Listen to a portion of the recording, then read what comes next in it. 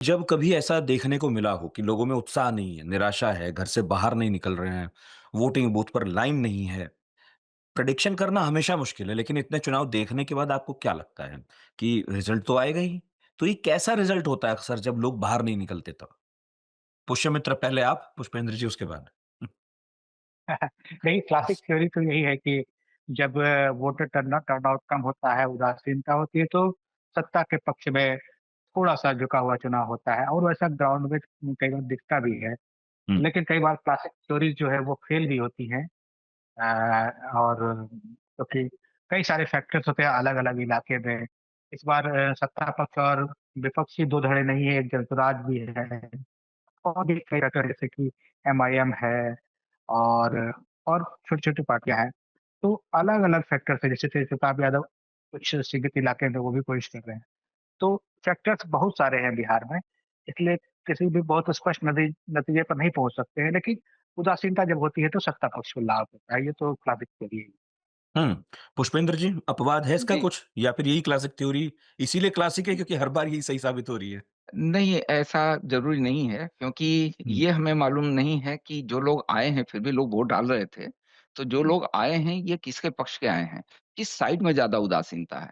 ये जानना ज़रूरी है।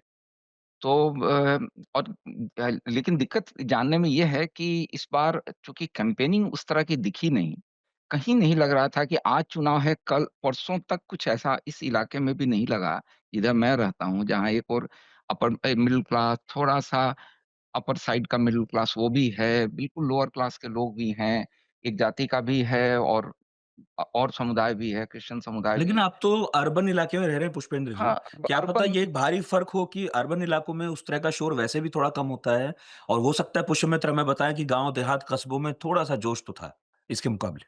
नहीं, सुमित जी गरमा-गर्मी तो बताएँगे। बहुत कम दिखी। नहीं, नहीं, उदासीनता हर जगह है।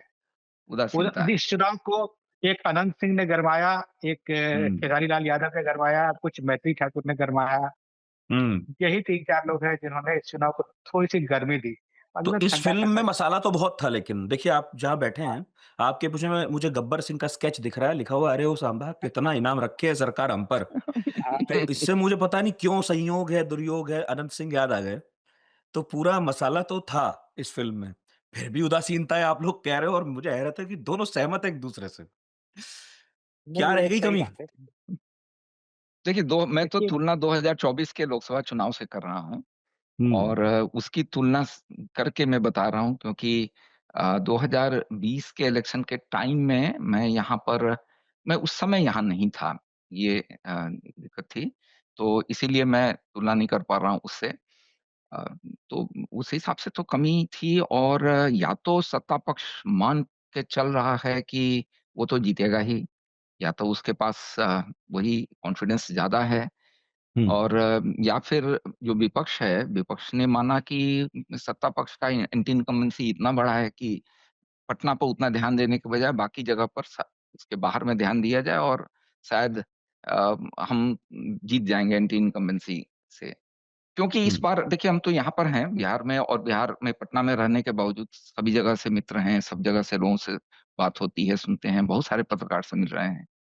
ये बात साफ है कि सबने यही बात कही कि लोग काफ़ी हद तक अपने ढंग से पोलराइज़्ड हैं, अपने निर्णय उन्होंने लिए हैं और पार्टियों का जो एफर्ट जो होता है जितना वो कम है। ज़्यादातर इस बार रूलिंग पार्टी ने अपने इलेक्ट्रॉनिक प्रचार ख़ास करके प्रिंट मीडिया के प्रचार पर बहुत ध्यान दिया।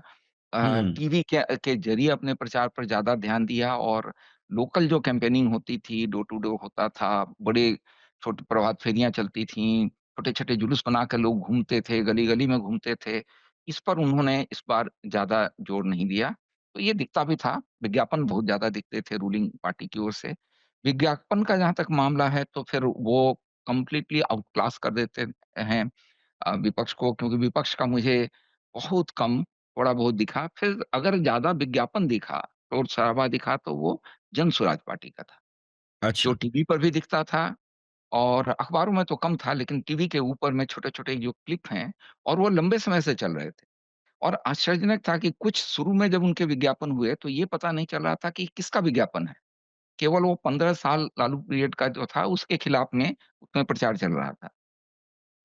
बाद में आकर के जब चुनाव करीब आया, तब उसकी अगली कड़ी उस सामने आई, तो उसमें दोनों के थे, रूलिंग पार्टी के भी वो प्रचार के वो वीडियोज़ थे और जनसुराज पार्टी के भी थे। और जनसुराज ने भी शुरू में 15 साल को टारगेट किया।